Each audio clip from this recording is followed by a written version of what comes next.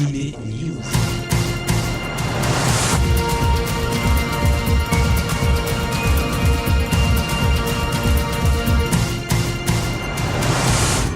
Konnichiwa, bonjour à tous, c'est Alex avec vous pour Anime News, votre hebdo manga et animé en partenariat avec Manganime.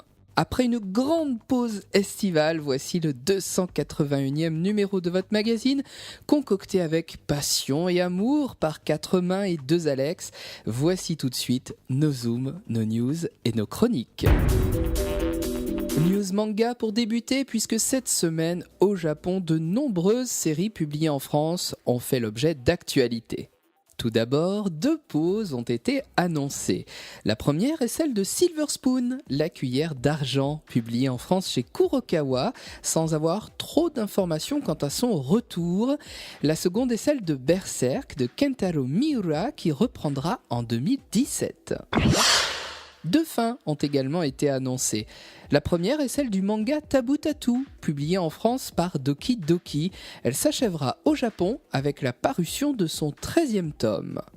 La seconde concerne la saga de spin-off Fairy Tail Gaiden, qui vient de s'achever le 14 septembre dernier avec la parution du dernier chapitre de Fairy Tail Gaiden Reigo Isen.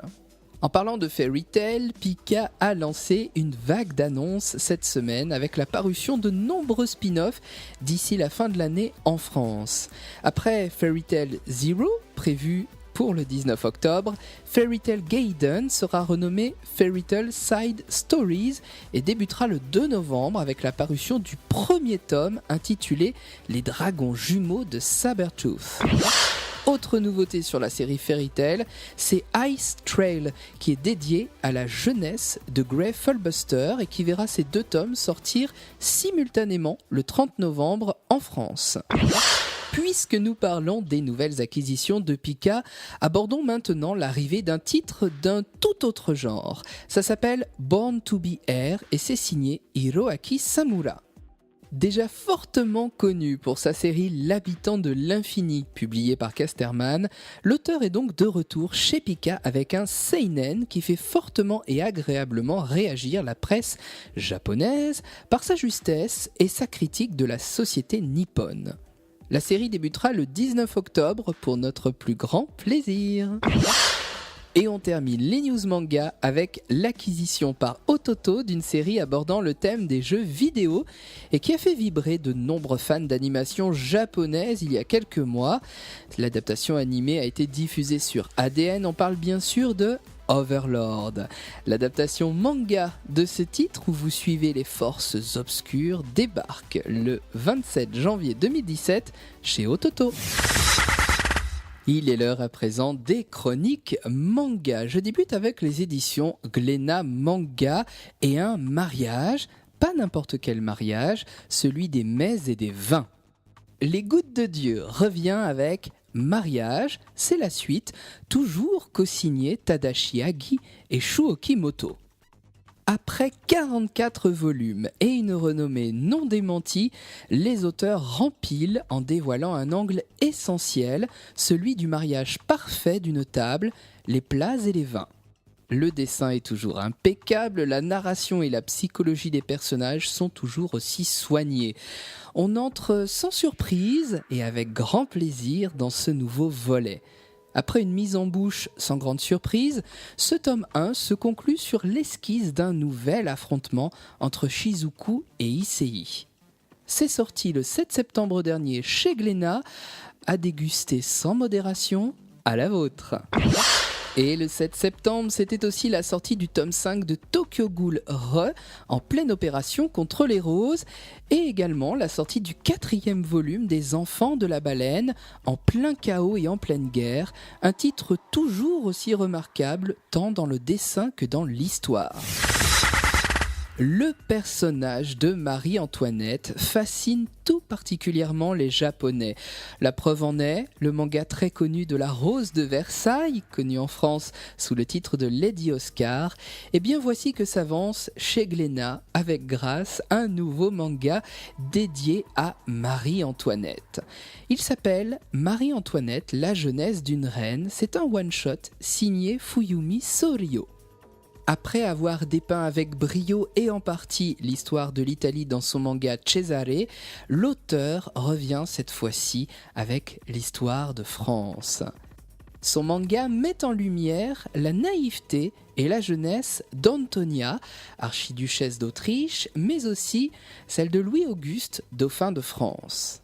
Dans ce fastueux et somptueux décor qu'est le château de Versailles, ils apprennent tous deux à se connaître. Ce premier axe de lecture est traité avec la subtilité qu'on connaît à l'auteur et un parfum de romance s'en dégage. Un second axe de lecture est possible. Il concerne plus particulièrement celle qui est devenue dauphine de France, Marie-Antoinette.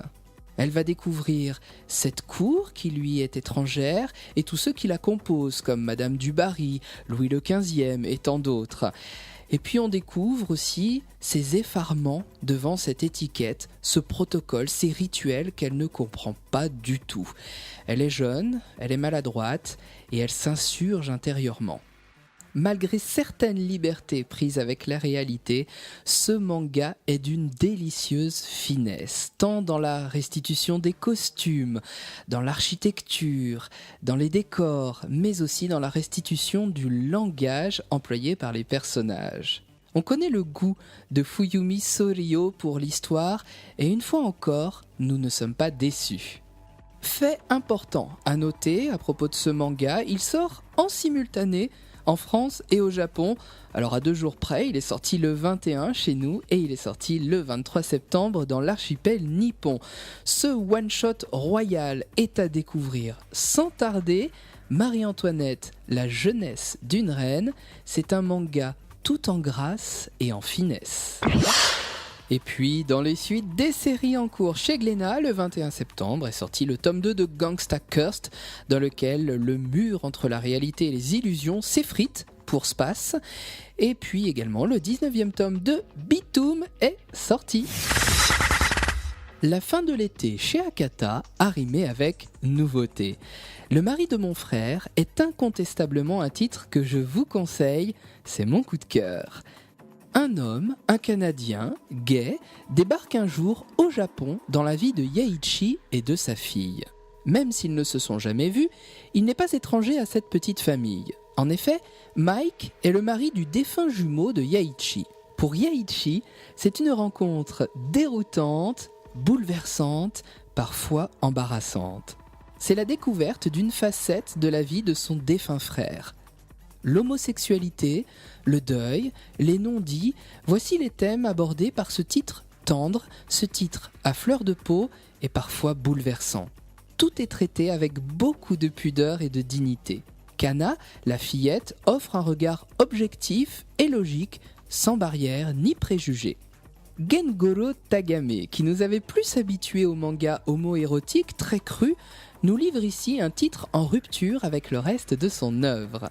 Avec Le mari de mon frère, il nous offre un tome 1 prometteur à lire de toute urgence. Le mari de mon frère pose les jalons de la tolérance et du droit à la différence. C'est une ode au vivre ensemble, un manga pour tous. Akata sait décidément nous dénicher des perles. Rouge Eclipse en fait partie. Le tome 1 de ce titre est disponible depuis fin août et il plante son cadre dans un lycée. Ayumi est heureuse car le garçon dont elle est amoureuse lui demande s'ils peuvent sortir ensemble. Voici le début d'un shoujo, mais un shoujo qui va vous surprendre. Car Zenko, une autre lycéenne, va se suicider sous les yeux d'Ayumi. Les deux jeunes filles sont à l'opposé l'une de l'autre. Ayumi est aussi populaire et belle que Zenko est mal aimée, obèse et moche. La dure vie d'une adolescente mal dans sa peau, Ayumi va désormais la connaître car elle va se réveiller à l'hôpital dans le corps de Zenko. Comment est-ce arrivé ? on n'en sait rien, mais imaginez le choc. Ayumi va vouloir récupérer son corps, tandis que Zenko souhaite ne rien changer. Ce titre aborde l'épineux problème du mal-être dans sa peau qui découle de l'adolescence, mais il aborde aussi et surtout l'acceptation de soi et l'acceptation par les autres lorsqu'on est différent, lorsqu'on est hors des critères de beauté fixés par le fameux culte de l'image. C'est une sorte de double quête d'identité que dessine Shiki Kawabata. La première quête d'identité, c'est se découvrir à l'adolescence, se connaître, apprendre à affirmer sa personnalité, apprendre à apprivoiser et à accepter son corps. C'est un réel défi et souvent, c'est une épreuve d'exister socialement et d'être accepté par les autres. Et puis la seconde quête d'identité dans ce manga, c'est l'acceptation de cet échange de corps avec l'hypothétique retour en arrière. Le dessin est soigné, la personnalité des personnages est savoureuse, le tout est traité avec finesse. C'est donc une réussite pour Shiki Kawabata qui signe sa première série qui se composera de 3 tomes. Par-delà les apparences, il y a l'être. Rouge Eclipse de Shiki Kawabata, c'est chez Akata. Nouveauté chez Kana, à présent tout s'ouvre sur un duel entre 2 bookmasters qui s'appellent Ozzy et Soul. Nous sommes à Paris et les bookmasters s'affrontent lors de duels magiques. Leur pouvoir réside dans un codex. Un codex, c'est un livre magique issu de contes célèbres. Ozzy, par exemple, détient le codex du Magicien d'Oz et Soul, notre héros, qui n'a que 13 ans, détient le codex des contes de Perrault. Mais certains bookmasters sont dépouillés de leur codex et sont assassinés. Commence alors pour notre personnage Soul une enquête périlleuse. Habile mélange de contes et de magie, et puis de combats à la Yu-Gi-Oh!, Booksters tome 1 démarre sur les chapeaux de roue. Guillaume Lapère et Rémi Guérin, les auteurs du puissant City Hall, s'adjoignent les services du talentueux Sylvain Dos Santos. Booksters, c'est un shonen mené tambour battant, regorgeant de références littéraires et se les appropriant avec brio. C'est un régal à lire, un plaisir à dévorer. Booksters est sorti le 9 septembre chez Kana. Et puis le jour même est aussi sorti chez Kana le 3e tome d'Entre toi et moi, dans lequel la relation se complique entre Makoto et Reita. Être amis d'enfance et se découvrir amoureux n'est pas chose aisée, surtout quand les deux ne réagissent pas de concert. Et puis Gintama tome 39 de Hideaki Sorachi est aussi sorti le 9 septembre, ainsi que Letter B tome 20 de Hiroyuki Asada. C'est une rentrée sous le signe du trèfle pour les éditions Kazé Manga. Black Clover de Yuki Tabata est sorti le 7 septembre. Les 2 premiers tomes sont sortis d'ailleurs en simultané. Yuno et Asta sont des orphelins, ils sont meilleurs amis, ils ont grandi ensemble et ils sont aussi rivaux. Ils évoluent dans un monde baigné de magie et d'ailleurs ils aspirent à devenir le prochain empereur mage de leur royaume, le royaume de Clover, qui comme vous le savez veut dire trèfle en français. Si Yuno est très doué, Asta, lui, échoue à son examen. Mais voilà qu'un énigmatique grimoire noir, orné d'un trèfle à 5 feuilles, va apparaître devant lui. C'est le début d'une grande épopée pour Asta, notre petit héros. Black Clover bénéficie d'un excellent graphisme et d'un univers riche de magie, de grimoires et d'aventures. C'est un shonen comme on les aime. On y retrouve beaucoup de codes qui constituent justement les shonen. Par exemple, la dualité des amis rivaux. L'un est calme, impassible et doué. L'autre est turbulent, pas doué, mais il a de la ressource. Difficile de ne pas voir en Yuno et Asta les pendants de Sasuke et de Naruto, par exemple. Dans Black Clover, on retrouve aussi la magie, le mérite du travail et de la persévérance, on retrouve l'amitié, on retrouve le courage, la loyauté et puis aussi des combats fort bien mis en scène. Tous les codes sont maîtrisés, tout est réuni pour faire un shonen digne de ce nom. Black Clover ne surprend pas, mais il est plaisant à lire et on se laisse rapidement entraîner dans l'action aux côtés de l'attendrissant Asta. Les 2 premiers tomes sont disponibles chez Kazé. Black Clover, hasta la vista baby.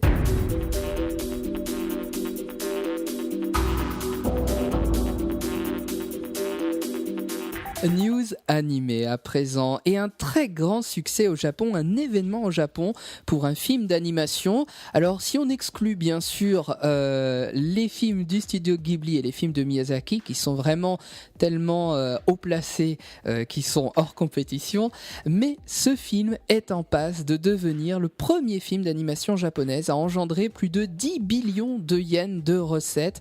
Ça représente environ 88 millions d'euros. Ce film, il est réalisé par Makoto Shinkai, c'est son dernier film et il est intitulé Your Name. Pourquoi je vous en parle ? Eh bien tout simplement parce qu'il est annoncé très prochainement dans nos salles obscures françaises. Il est distribué par Eurozoom en partenariat avec All V Anime. C'est le nouveau chef-d'œuvre donc de Makoto Shinkai. Makoto Shinkai, il nous avait bluffé et émerveillé avec The Garden of Words, 5 cm par seconde ou encore Voices of a Distant Star.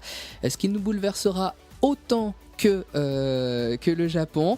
Eh bien on le saura bientôt. Rendez-vous prochainement pour l'annonce d'une date. Au Japon toujours, c'est avec une immense joie que nous avons appris cette semaine la diffusion dès le printemps 2017 d'une 3e saison animée pour le dessin animé Rinne, cette adaptation du manga de Rumiko Takahashi publié en France par Kazé. Rappelons d'ailleurs que les 2 premières saisons sont disponibles sur ADN et la première sort actuellement en DVD chez Kazé. Autre grande nouvelle pour les fans de Gintama cette fois-ci, alors que le manga publié en France par Kana va prochainement s'achever au Japon, une nouvelle série animée a été annoncée. Cependant, aucune date de diffusion n'a encore été dévoilée. Toujours dans les suites, Tales of Zestiria The X, actuellement diffusé sur ADN, bénéficiera d'une seconde saison annoncée pour 2017. Et enfin, après 4 épisodes diffusés au mois d'août dernier au Japon, Seven Deadly Sins aura à nouveau droit à une nouvelle série animée très prochainement. Je me tourne à présent vers la France, puisque une nouvelle saison animée approche et de nouveaux simulcasts sont d'ores et déjà annoncés. Tout d'abord, chez Crunchyroll, 2 nouveaux titres vont rejoindre le catalogue de la plateforme. Nanbaka, c'est une série de 13 épisodes mêlant action et comédie. Elle est produite par le studio Satellite et elle devrait débuter dès le 4 octobre prochain. Dream Festival, c'est le titre de la seconde nouveauté. Du genre idol au masculin, cet animé rythmera vos après-midi. Le premier épisode est déjà disponible et le rythme reprendra dès le 7 octobre avec un nouvel épisode tous les vendredis à 15h. Du côté de Wakanim, après Drifters, leur seconde acquisition est la 3e saison d'AQ. Cette série sur le handball a fait beaucoup parler d'elle depuis quelques années et elle reprendra donc le 7 octobre. Vient ensuite et enfin, j'oserais dire, la série Occultic 9, une série où l'occulte est omniprésent. C'est quasiment dans le titre, et le culte est traité très différemment des séries comme Chaos Head ou Robotics Note, d'autres séries de cette grande saga.